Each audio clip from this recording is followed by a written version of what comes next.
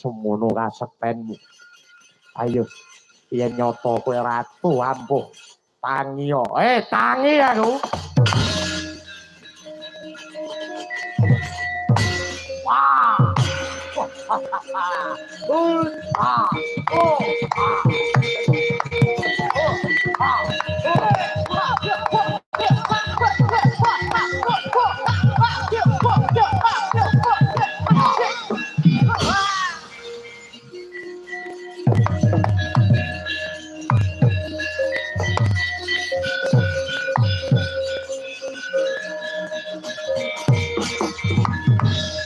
Kyai Sena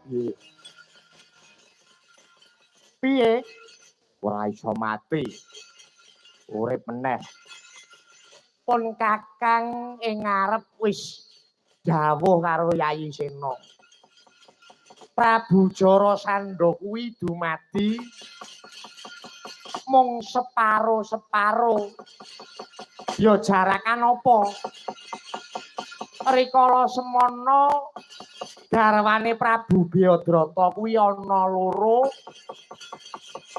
ora enggal diparingi putra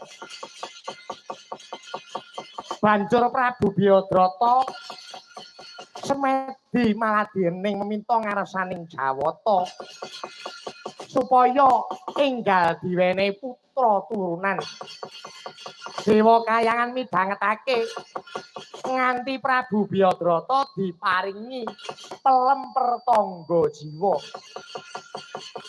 kinendhar garwane salah sawijining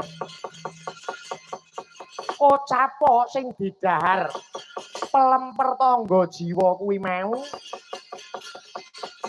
salah siji garwaning Prabu Beodrata meri mula pelem kuwi mau disigar dadi loro didum banjur garwane ndahar pelemper tangga jiwa separo-separo temane lair punang jabang bayi sing separo-separo kuwi mau Yayi Sena mula deloken tontonen sandangane Prabu Jarasandha kae nggon bangkean diubel-ubel stagen ditutupi direka kae mono sejatine pengapesaning Prabu Jarasandha dengkeken tugelen aja nganti tok gathukake bangkean medhun diguang alor bangkean munggah mekaning mustaka dibuang idul ya kaestoke dawuhmu.